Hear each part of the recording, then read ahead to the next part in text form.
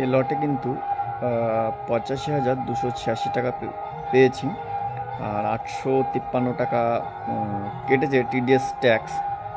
তো তোমরা কস্টিংটা দেখতে পাচ্ছ। তো মোটামুটি রেজাল্ট একেবারে খারাপ হয়নি।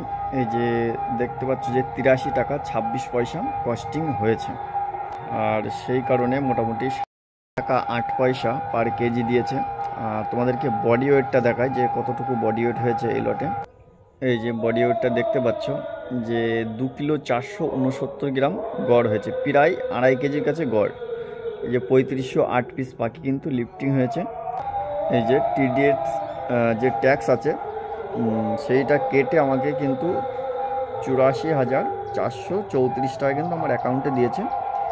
আর তোমরা একটা জিনিস লক্ষ্য করো যে ডেটটা, অনেকে হয়তো ভাবছে এটা পুরনো কোনো জিসি, কিন্তু জিসি না, পুরনো জিসি নাই। যে 4/12/2024, মানে এই মাসের ফার্স্টের দিকে আমি হিসাব করেছিলাম।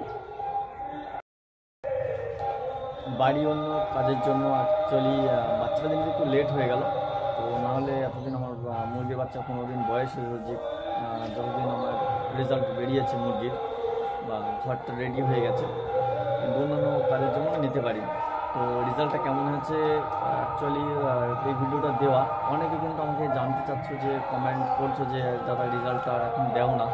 তো কী কারণে, যে হয়তো ভাবছো যে অনেকে রেজাল্ট খারাপ হয় বলে দেয় না, সেমন কিছু না। মানে প্রতিবার রেজাল্টটা দেখানো বারবার সম্ভব হয় না, ওই জন্যেই রেজাল্টটা দেখাইনি। তো এবার লট গেল বা ভিডিও করার একদিন সময়ও পাইনি, খুব চাপের মধ্যে ছিলাম। তো ওই জন্য আজকে রেজাল্টটা দেখিয়ে দিলাম তোমাদেরকে। আর রেজাল্টটা কেমন হয়েছে তোমরা অবশ্যই সবাই বলবে। আবার 2-1 দিনের মধ্যে নতুন বাচ্চা আসবে, আবার নতুন আগের মতন ঠিকঠাক সেইভাবে ভিডিও পেয়ে যাবে। নতুনভাবে শীতকালে কী চাষ রয়েছে, কীভাবে চাষ করতে হবে, তো সেভাবেও কিন্তু নতুন নতুন আপডেট প্রতিদিনই পাওয়া যাবে। তো সবাই ভালো থাকবে, সুস্থ থাকবে।